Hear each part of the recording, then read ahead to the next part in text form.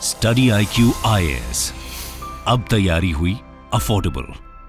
नमस्कार, मैं हूं ओम द्विवेदी। स्वागत करता हूं आपका स्टडी IQ IAS के इस प्लेटफॉर्म पे, जिसमें आज मैं आपके साथ उत्तर प्रदेश की जो दैनिक खबरें हैं उन पर चर्चा करने वाला हूं। देखिए, और इस चर्चा को आगे बढ़ाने से पहले मैं आपको एक इंपॉर्टेंट इन्फॉर्मेशन देना चाहता हूं, जो कि हमारे लाइव फाउंडेशन बैच के बारे में है।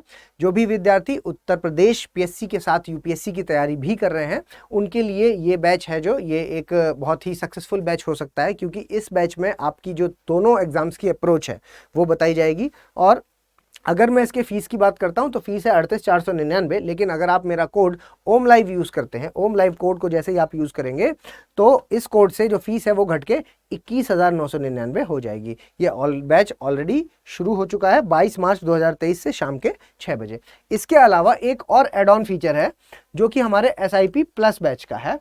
जो भी विद्यार्थी उस कॉम्बो बैच में एडमिशन लेंगे, उनके 2023 में अगर वो एग्जाम दे रहे हैं और अगर 23 में वो प्री देते हैं तो प्री सक्सेस इन प्रीलिम्स करके ये बैच उनकी बहुत हेल्प करने वाला है, क्योंकि इसमें पूरी तरीके से प्रीलिम्स फोकस तैयारी कराई जाएगी।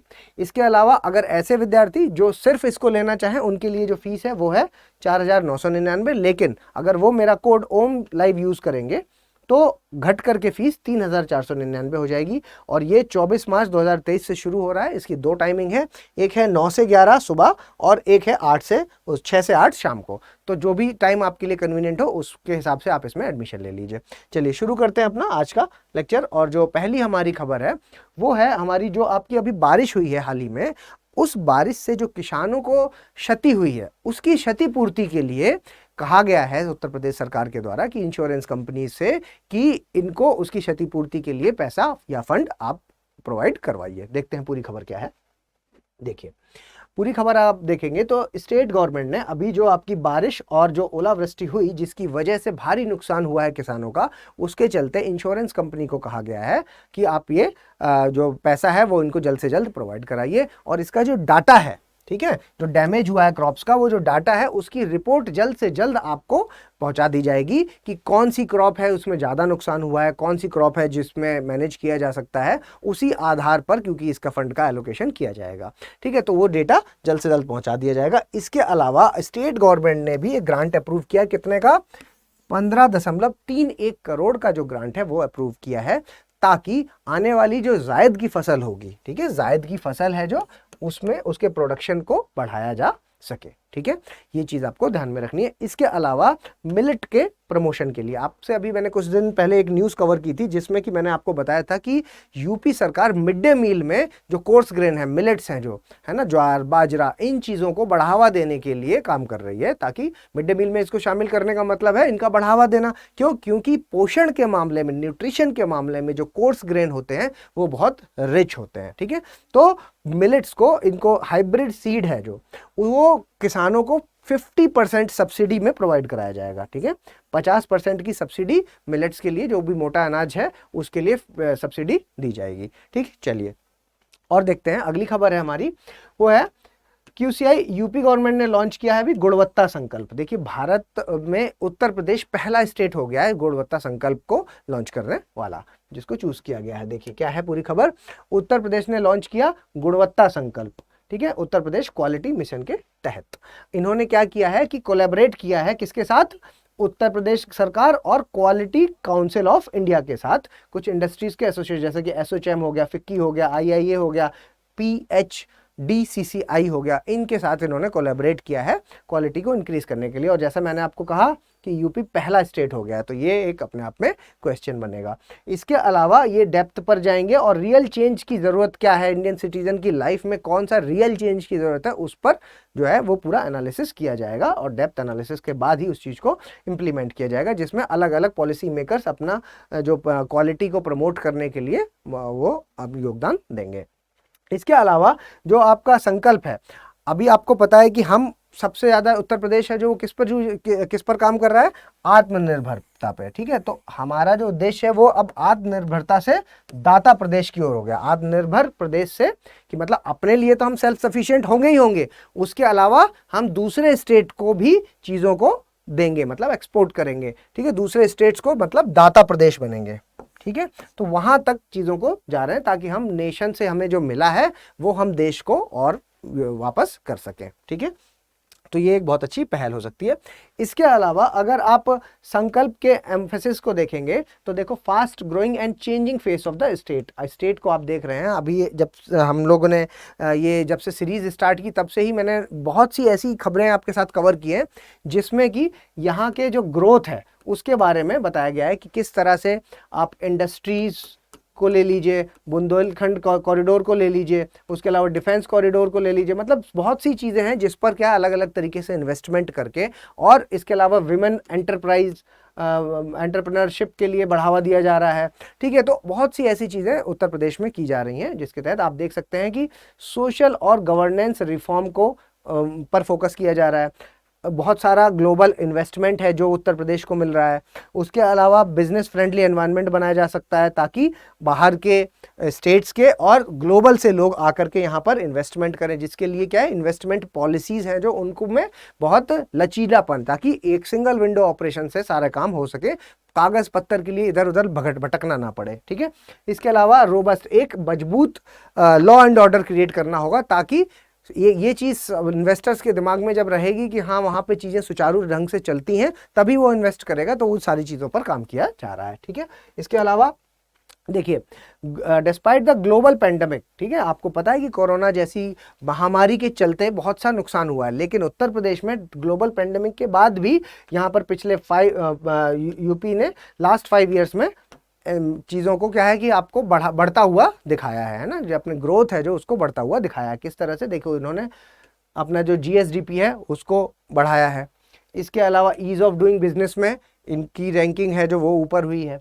इसके अलावा इन्वेस्टमेंट है, जो कैपिटल इनफ्लो है यहाँ पर बढ़ गया है ना, जो बाहर से पैसा है वो यहाँ पर बढ़ा है। इसके अलावा मैन्युफैक्चरिंग और ऑफ एक्सपोर्ट और एक्सपोर्ट, मतलब अपनी खुद की चीज़ों को जो यहाँ पर बन रही हैं उन पर बढ़ावा दिया है और साथ में एक्सपोर्ट करना भी शुरू किया है। ठीक है, उसके अलावा प्रोग्रेस, जो एम्प्लॉयमेंट की प्रोग्रेस है, मतलब कि रोज़गार के लिए भी इन्होंने यहाँ पर काम देखने को मिला है। इसके अलावा आप कह सकते हैं कि जो रख रखाव, एग्रीकल्चर और अलाइड सेक्टर के जो कोल्ड स्टोर जैसी समस्याएं थी, जो जिसके लिए बहुत सा अनाज जो था कि वो जो किसान प्रोक्योर नहीं कर पा रहे थे, रख नहीं पा रहे थे, क्योंकि भाई जब आपकी फसल कटी, अगर आपके पास उसको स्टोर करने की फैसिलिटी है तब तो आप उसको तब निकालोगे ना जब उसका दाम सबसे अच्छा मिल रहा होगा, वरना क्या होगा, आपकी मजबूरी होगी, चाहे वो सही दामों पे जा रहा हो या ख़राब दामों में जा रहा हो, आपको निकालना पड़ेगा वरना वो सड़ जाएगा। ठीक है, तो उस चीज़ की फैसिलिटीज़ हैं जो वो प्रोवाइड कराई गई हैं। उसके अलावा इंफ्रास्ट्रक्चर और कनेक्टिविटी, ये तो बहुत इंपॉर्टेंट, आपने देखा कि कनेक्टिविटी उत्तर प्रदेश में बहुत ही ज़्यादा शानदार हो गई है। डिफेंस कॉरिडोर बन गया, पूर्वांचल एक्सप्रेसवे बन गया। उसके अलावा दिल्ली से आप अगर देखेंगे तो कनेक्टिविटी लखनऊ तक या उसके भी आगे कितनी अच्छी फैसिलिटीज़ हैं जो कनेक्टिविटी की यहाँ पर हो चुकी हैं। उसके अलावा जो रीजनल कल्चरल जगहें हैं, जैसे कि अयोध्या हो गया आपका, उसके अलावा गोरखपुर वाला क्षेत्र हो गया, बौद्धिज्म के जहाँ पर सेंटर्स हैं, आगरा हो गया, मथुरा हो गया, इन सब जगहों पर क्या है, बनारस हो गया आपका, यहाँ पर क्या है, टूरिज्म इनफ्लो है जो वो देखने को मिला है। ठीक है, आगे देखते हैं।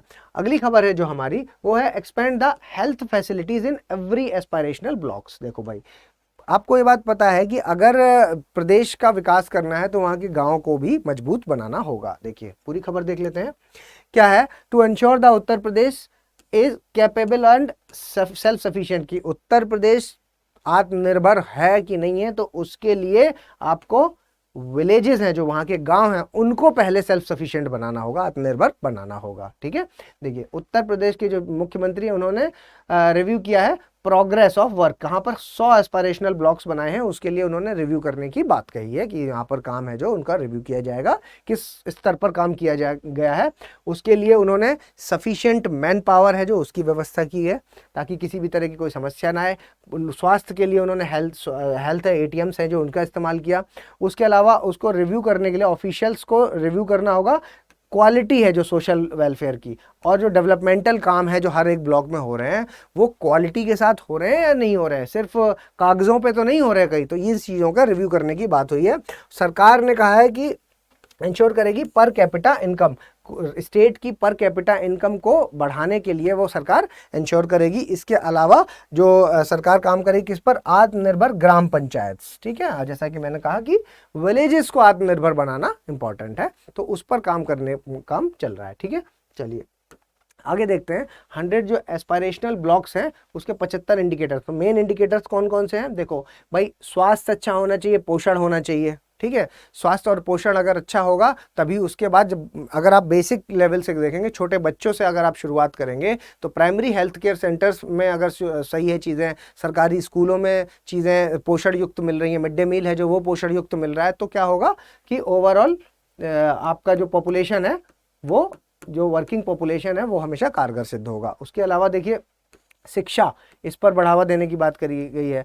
आपका जो एग्रीकल्चर और द वाटर रिसोर्सेज हैं, ठीक है, खेती क्योंकि हम तो एग्रेरियन कंट्री हैं। उसके अलावा अगर उत्तर प्रदेश में देखेंगे तो बहुत बड़ा तबका है जो एग्रीकल्चर के साथ जुड़ा हुआ है, ठीक है। तो वहाँ पर उन एग्रीकल्चर में जो सबसे इंपॉर्टेंट चीज़ होती है वो क्या होती है? वो होती है पानी, ठीक है। अगर पानी की उपलब्धता आसान है या फिर सही से वहाँ पर पहुँच रही है तो किसी भी तरह का कोई भी आप देखेंगे जिस भी जगह पे पानी, गंगेटिक बेल्ट इतना ज़्यादा उर्वर क्यों है? वो इसलिए ही उर्वर है क्योंकि वहाँ पर पानी की समस्या नहीं है, ठीक है। तो देखिए, और फाइनेंशियल इंक्लूजन मतलब कि सभी लोगों को, सब ज़्यादा से ज़्यादा लोगों को इंक्लूड करना है, किसमें? बैंक के खाते खुलवाने हैं, ठीक है। तो सबको, ज़्यादा से ज़्यादा लोगों को इसको इंक्लूड करेंगे, ज़्यादा क्या, सभी लोगों को इंक्लूड होना चाहिए इसमें, ठीक है। उसके अलावा स्किल डेवलपमेंट, ताकि भाई रोजगार जो मिलेगा वो रोजगार किस बेसिस पर मिलेगा? जब स्किल होगा तभी तो, सिर्फ डिग्री के बेसिस पर नहीं मिलेगा। तो स्किल डेवलपमेंट पर काम किया जा रहा है, ठीक है। इसके अलावा बेसिक इंफ्रास्ट्रक्चर, रोटी कपड़ा मकान वाली जो बात है, ठीक है, तो मकान है जो हाउसिंग फॉर ऑल जैसी स्कीम्स है जो वो यहाँ पर प्रोवाइड कराई जा रही हैं, ठीक है। तो ये सारी चीज़ें हैं जो वो इंश्योर कर रही हैं कि जो आपके एस्पिरेशनल ब्लॉक्स हैं यहाँ पर चीज़ें अगर बढ़ रही हैं तो मतलब विलेज डेवलपमेंट हो रहा है, विलेज डेवलपमेंट हो रहा है तो मतलब स्टेट डेवलपमेंट हो रहा है, ठीक है। चलिए अगली देखते हैं, मिशन रोजगार। मिशन रोजगार है जो, ये जो है वो पंख देगा किसको? यूथ को, ठीक है। तो रोजगार के लिए क्या क्या चीजें हैं उसके बारे में भी देख लेते हैं। देखिए, रोजगार के लिए डायरेक्ट एम्प्लॉयमेंट से संबंधित चीजें हैं जो उत्तर प्रदेश गवर्नमेंट ने इंश्योर की, कितने? 5.5 लाख यंगस्टर्स को, कि वो अपना जो कंप्लीट करें, कितना? फेयरनेस और ट्रांसपेरेंसी के साथ 6 साल के अंदर वो चीज़ों को सही करने के लिए और जो जॉब्स प्रोवाइड करने के लिए उत्तर प्रदेश सरकार ने 5.5 लाख यंगस्टर्स को तैयार किया है, ठीक है।